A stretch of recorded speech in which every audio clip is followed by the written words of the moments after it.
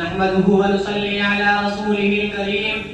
أما بعد، قال الله تبارك وتعالى في القرآن المجيد والذكر الحكيم: أعوذ بالله من الشيطان الرجيم. بسم الله الرحمن الرحيم. سبحان الذي أسرى بعبده ليلا من المسجد الحرام إلى المسجد الأقصى الذي باركنا حوله لنريه من آياتنا إنه هو السميع البصير. وقال النبي صلى الله عليه وسلم: لا تشد الرحال إلا إلى 3 مساجد: ومسجد الحرام والمسجد الأقصى ومسجدي هذا. متفق عليه.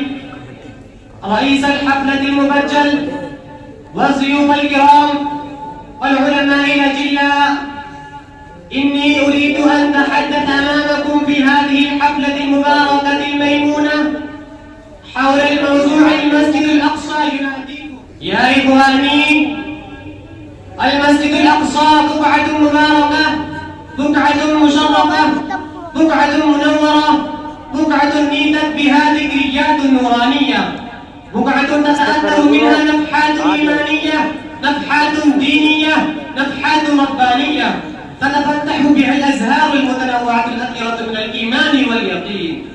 بقعة مربوط بها تاريخنا المشرف، بقعة أسرى بها حبيبنا وشفيعنا محمد صلى الله عليه وسلم وعرج إلى رفيقه الأعلى، فهناك تكلمه من ورائه وشاهد المناظر الغيبية من الجنة والجحيم.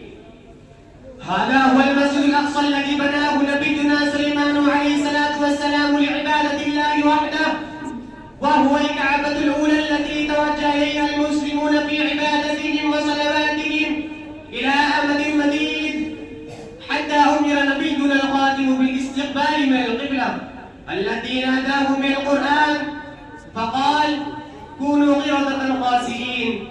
لكن يا إخواني، هذه البقعة التي احتل عليها الغاشمون الظالمون، احتل عليها الباغون الكافرون، احتل عليها الذين غضب الله عليهم من القردة الخاسئين. يا إخواني، الأرض المقدسة اليوم وبلدها العريق المجيد احتلت عليها إسرائيل غاشمة ظالمة، غاشمة جائرة، وإنها تبذل قصارى جهودها لهدم التقدس من المسجد الأقصى. إنها تدس دسائس عميقة لإعادة الهيكل السليماني، إنها تؤامر مؤامرات خطيرة لهدم الكعبة المقدسة الأولى، وتحفر حفرات عميقة حولها لتزلزل أركانها من أصلها. إنها تدبر مخططات كنيسة وتقيم فيها محافل الرقص والغناء، وتفتح أبوابها للعاليات الفاحشات، وتجول فيها باديات عن نحورهن وسيقانهن متنزهات كأنهن يتفرجن في مقام الخلاعة والفجور.